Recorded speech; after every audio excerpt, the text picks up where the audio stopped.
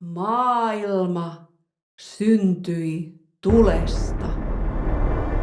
Aikojen halki palava vuori suojeli saarimaailmaa, tuoden lämpöä ja elämää. Tuo kaikki tapahtui kauan sitten, ja palava vuori lepää nyt. Palavan vuoren saarella, mustan kiven kylässä, asui Selene, ajan vaalija, ja Themis, järjestyksen ylläpitäjä. Heillä oli 2 tytärtä, kaksoset Beatrice ja Minerva.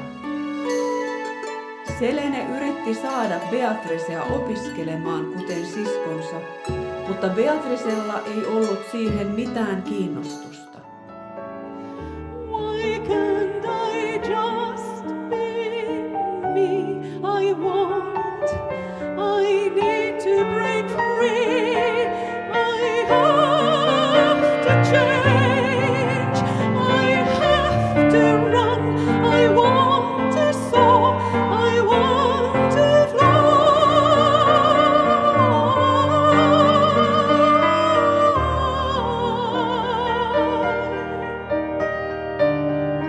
Why can't I just be me? Eräänä aamuna, Beatricen ollessa matkalla markkinoille, näki hän valkoisen linnun. Se suuntasi mäkeä ylös ja päätyi raatihuoneen pihalle. Ymmärrättehän, ettei tämä tieto saa levitä. Kuninkaallinen päävartija ilmoitti, että valta saarella oli vaihtunut. Asialle oli pakko tehdä jotain.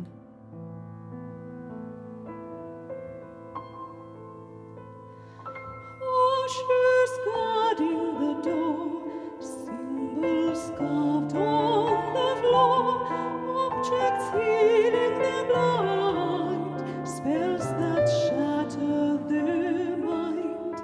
Black ravens foresee, bells are tolling for thee.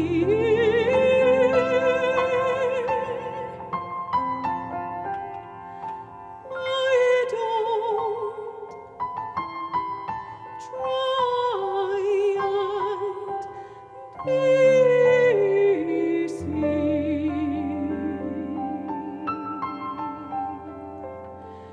Magic, if you believe. Beatrice kertoi etsivänsä tulen salaisuutta ja kysyi, osaisiko tämä ohjata häntä oikealle saarelle. Siinä kaikki, mitä voin tehdä. Pidä kivi mukanasi. Jos törmäät pahaan henkeen, käytä sitä. Kaupunki oli valtava ja hohti valkeutta. Vasta suurella aukiolla pitkien portaiden päässä oli ihmisiä. Vain ikuisuuksien kirjan tuntevat voivat esittää kysymyksiä. Tai voithan aina kysyä aaltojen alta. Your voice is not heard.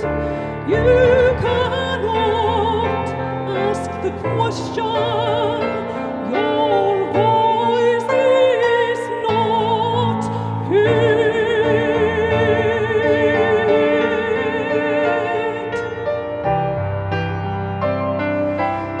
Lost are the pages of my book of ages.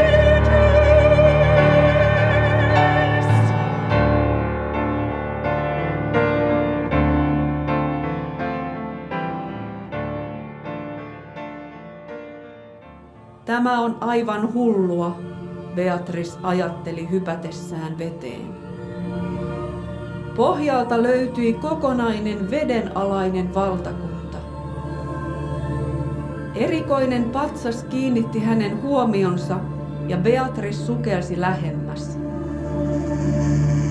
Luolien sisäänkäyntien lähellä seisoi valtavia kivipaaseja, joissa oli hirviöiden kuvia kuin varoituksia. Beatrice haki vanhan pariskunnan ja sanoi, että on aika kohdata luolan henget.